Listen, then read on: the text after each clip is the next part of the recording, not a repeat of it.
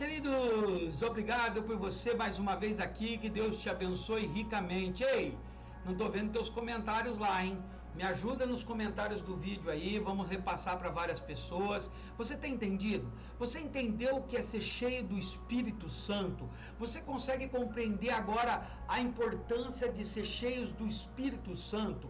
É Ele que te dá coragem, é Ele que te dá força, é Ele que faz você vencer as tempestades. Pare de lutar com suas próprias forças. Busque o batismo, o revestimento do Espírito Santo, para que você seja forte, para que você tenha coragem, para que você seja valente, para que você desenvolva os dons espirituais na tua vida.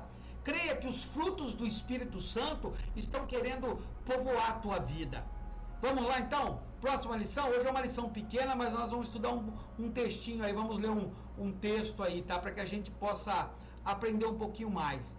Lição 5, vivendo, que ainda é sobre viver. Lembra? Viver.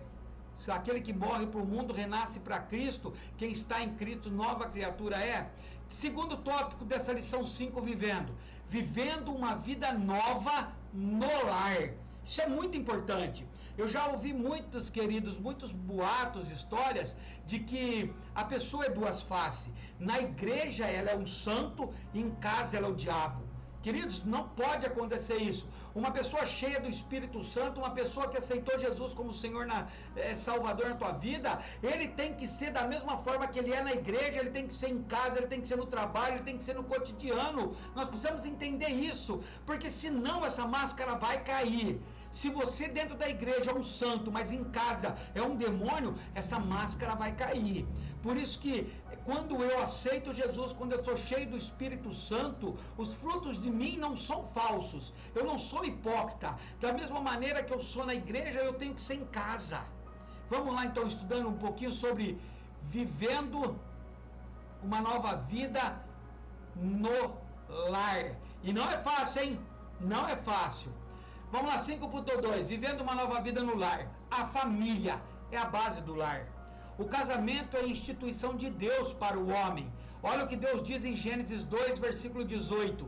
Não é bom que o homem esteja só. Far-lhe-ei uma adjuntora que esteja como que diante dele. E outras versões, farei uma ajudadora. Ou seja, Deus já criou a mulher para que fosse composta do homem, criado uma família. Ele tirou da costela de Adão a mulher. Por isso que a Bíblia diz assim que o homem e a mulher deixará pai e mãe e os dois juntos serão uma família. A criação de Deus é família. A família é a estrutura mais forte do ser humano. Por isso que não é bom que o homem esteja só. Deus já disse que faria uma pessoa, um companheiro, uma companheira, para que se tornasse uma só pessoa. Mas a partir desse momento, são unidas duas pessoas com criações diferentes, com educação diferente, mas que formam uma família, um lar. Por isso que eu tenho que viver uma vida nova dentro do lar. Paulo diz assim, aquele que briga, não briga mais. Aquele que roubava, não rouba mais. Que adulterava, não adultera mais. Ou seja, a partir de agora, a tua vida no lar, ela tem que ser espelho para as outras famílias. O lar é a base da sociedade e extensão da igreja. Ou seja, os teus vizinhos têm que falar bem de você. Já imaginou os teus vizinhos escuta você falando palavrão e chega nas noites, você sai de terno e gravata, saia longa, cabelo comprido para a igreja e quando chega em casa derruba o barraco? Queridos, o lar, a nossa casa, é a extensão da igreja, e a igreja é Cristo. Eu e minha casa serviremos ao Senhor, diz Josué no capítulo 24, versículo 15. Olha que interessante, aos maridos e esposas, servi-vos mutuamente com amor e sujeição respectivamente. Ou seja, o homem tem que tratar bem a mulher tem que tratar bem o homem. Está lá em Efésios 5, versículo 22. Para que sejais irrepreensíveis, sinceros, inculpáveis no meio de uma geração corrompida, Filipenses 2,15. Paulo estava dizendo que nós temos que ser diferente a nossa casa, no meio de uma geração que já está corrompida, no meio de uma geração que adultério é normal, que separação é normal, que divórcio é normal, que briga é normal. Então nós temos que ser irrepreensíveis, ou seja, não tem motivo de ser chamada a nossa atenção por serem bons, por viver uma vida maravilhosa no lar, ser sincero e inculpáveis, não ter culpa. Já imaginou ser julgado pelo mundo por estar fazendo coisa errada? Não pode, queridos, não pode. Por isso que a Bíblia é o nosso manual. O apóstolo Paulo diz assim, que os maridos têm que amar as suas esposas como Cristo amou a igreja. Ou como Cristo amou a igreja? Dando a sua própria vida em amor da igreja. É função do marido cuidar da esposa. A mulher é vaso frágil, ela tem que ser cuidada. O marido tem que ser protetor. O marido tem que ser provedor. O marido tem que cuidar. O marido tem que prover a casa, sim. Mesmo que o mundo está pregando ao contrário, porque a geração está corrompida, mas a geração bíblica não é patriarcal para marido mandar em mulher. Quando se diz submissão, não é que o homem é mais do que a mulher. Submissão é sobre a mesma missão. O homem e a mulher agora têm uma mesma missão, e é tão importante a mulher no lar, porque quem edifica a casa é a mulher, não é o homem. Quem estrutura a casa é a mulher. Por isso que os dois têm que andar em concordância. A Bíblia diz, se dará certo se um não concorda com o outro, e se não concorda, não tem que separar. Casou abençoado, você tem que orar, e Deus vai restaurar o amor disso. Eu sei que existem casos e mais casos, mas Deus criou o homem e a mulher formando um só, uma só carne. Os deveres. Quais são os deveres no novo lar?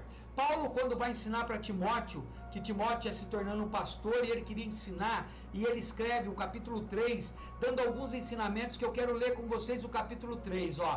Esta afirmação é digna de confiança.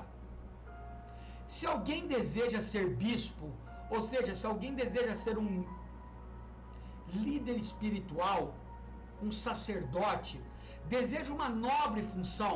Paulo estava dizendo assim, olha, se alguém deseja tomar conta de uma igreja, de um povo, um pastoreio, está desejando uma nobre função, mas é necessário, pois, que o bispo, ou o sacerdote, ou o líder, e saiba que o homem é sacerdote do seu lar, então eu estou falando com o homem também, seja irrepreensível. O que é irrepreensível?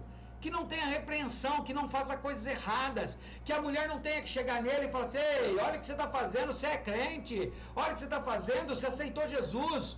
Ou o marido chegar para a mulher, tem que ser irrepreensíveis. O homem tem que ser marido de uma mulher só. Naquela época, mesmo sendo o contrário, Deus já lá em Deuteronômio já tinha ditado a regra que o homem teria uma mulher só, mas o homem tinha burlado isso, e mesmo o homem naquela época podendo ter mais de uma mulher, Deus está dizendo para ele, para ser líder espiritual, para ser um sacerdote da tua casa, você tem que ser homem de uma única mulher, uma mulher só, sóbrio, ou seja, não beber, prudente, respeitável, hospitaleiro e apto a ensinar. Viu por que a importância de você estar aprendendo aqui? Eu sempre digo no grupo, a minha ideia é que você aprenda para poder reproduzir para outras pessoas. Se você quer ser um sacerdote, uma sacerdotisa, quer tomar conta de um lar, de uma equipe, você tem que ser apto a ensinar. Por isso a importância de pegar o teu caderninho aí e anotar. Anota, escreve, me pergunta, manda o WhatsApp, escreva nos comentários. Estão conseguindo entender esse capítulo? Ele é um pouquinho extenso, mas nós vamos ver, ó. Ele não deve ser apegado ao vinho, ou seja, o certo é não beber, porque lembra que o vinho traz contenda, nem violento, e se você tem o dom do Espírito Santo, você tem domínio próprio, você é manso, mas sim amável, pacífico e não apegado ao dinheiro.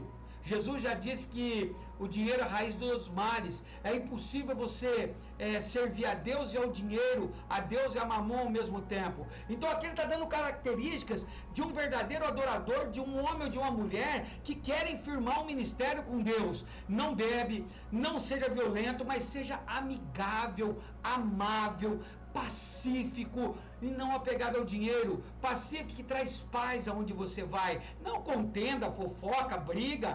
Versículo 4, ele deve governar bem sua própria família, tendo seus filhos sujeitos a ele com toda dignidade. 5, pois se alguém não sabe governar sua própria família, como poderá cuidar da igreja de Deus? Preste atenção nisso, queridos. Olha os ensinamentos de Paulo. Olha só o que o Espírito Santo estava orientando Paulo a dizer para aqueles que querem trabalhar na obra de Deus. Se você não cuida, não governa bem a sua própria casa, você não é digno de cuidar das coisas de Deus, é o que Paulo está dizendo. Se você não tem habilidade de cuidar, se você não é amável com a tua família, se você não é pacífico, se você não é provedor, se você não é protetor, se você não cuida da tua casa, você não é digno de cuidar das coisas de Deus. Quantas pessoas não cuidam da sua própria casa e quer cuidar das coisas de Deus? É antibíblico, está aqui, ó. Versículo 6, não pode ser recém-convertido, ou seja, um líder espiritual, ele precisa de crescimento. Por quê? Para que não se ensoberbeça e caia na mesma condenação que caiu o diabo. Ou seja, ele não tem maturidade, um novo convertido, aceitou Jesus agora. Paulo diz que ele é recém-nascido, que ele vai começar a crescer, começar a comer papinha, se desenvolver. Ele não pode pegar um cargo, porque para que ele não se ensoberbeça, ou seja, para que ele não ache que ele está conseguindo fazer tudo correto e caia na mesma condenação de Satanás, que ele seja corrompido pela vaidade, pela luxúria. Versículo 7, também deve ter boa reputação perante os de fora, para que não caia em descrédito nem na cilada do diabo. Tem um limpo aqui que eu não sei nem daqui, que saiu a mais aqui, querido, ignora isso aqui. Então, olha o que ele está dizendo, não basta você ser bom na igreja, você tem que ter uma boa reputação fora. Como é a tua reputação na tua escola? Como é a tua reputação no teu trabalho? Como é a tua reputação na tua família que não é crente? Olha o que ele está dizendo, deve ter boa reputação perante os de fora, perante os que não são crentes, para que não caia em descrédito, ou seja, o nego não acredita, fala assim, olha lá, ó, eu já ouvi uma vez um padre dizer assim, ó, faça o que eu faça o que eu mando, mas não faça o que eu faço. Isso é descrédito. Como eu posso pregar o amor de Cristo? Como eu posso pregar a mansidão, a paz, a longanimidade, se eu não dou o testemunho disso? Então eu tenho que ter boa reputação com os meus vizinhos. Está entendendo? Se a igreja seguisse essas regras, nós seríamos excelentes sacerdotes, bispos, diáconos, obreiros, obreiras. 8. Os diáconos igualmente devem ser dignos, homens de palavra, não amigos de vinho, nem lucros desonestos. Olha só, queridos, olha só quantas pessoas que nós olhamos na obra, que não são homens de palavra, que dão sua palavra e voltam atrás, que mentem, que não cumprem os seus afazeres, que fazem contas e não pagam, bebem, são amantes de lucro desonesto. O que é de lucro desonesto? É comprar coisa desonesta, querido, pirataria, infelizmente entra nisso, é ter lucros desonestos, é fazer berganha, trocas, aproveitando a situação do outro que está em situação lamentável. 9. Deve apegar-se ao ministério da fé com consciência limpa, sem o diabo acusar, sem viver nos ocultos. 10. Deve ser primeiramente experimentado. Depois, se não houver nada contra, que atuem como diáconos. Vamos lá, não está querendo ir aqui? 11. As mulheres igualmente sejam dignas, não caluniadoras, mas sóbrias e confiáveis em tudo. 12. O diácono deve ser marido de uma só mulher também, e governar bem os seus filhos e a sua própria casa. 13. Os que servirem bem alcançarão uma excelente posição e determinação na fé em Cristo Jesus. 14. Escreva essas coisas, embora espero ir vê-los em breve. Mas se eu demorar, saiba como as pessoas devem comportar-se na casa de Deus, que é a igreja do Deus vivo, coluna e fundamento da verdade. Não há dúvidas de que é grande o mistério da piedade. Deus foi manifesto em corpo, justificado no Espírito, visto pelos anjos, pregado entre as nações, crido no mundo, recebido na glória. Amém e amém. Você entendeu? Espero que você tenha entendido o que é viver no lar, o que é viver em casa. Se você pegue com um tempinho agora, isso que nós vamos estudando, o capítulo 13 aí, ó, o capítulo de 3, estude ele com Paulo ensinando Timóteo o que é a qualidade de um homem, o que é a qualidade de uma mulher. Olha se nós estamos fazendo isso, olha se o seu exemplo no mundo está sendo confiável, olha se você consegue entender que a tua casa é a extensão da igreja, a tua casa tem que ser abençoada, e é o que Deus mais quer, é abençoar a tua casa, a tua família. Hoje em dia, queridos, por amar demais, nós confundimos as coisas. Amar também é corrigir, é repreender, é castigar. A Bíblia diz em vários lugares que Deus castiga e repreende os que amam. Se você não castiga e repreende o teu filho, você não está amando verdadeiramente ele. Por isso que a Bíblia diz que nós temos que cuidar dos nossos filhos. Deu para entender essa aula, queridos?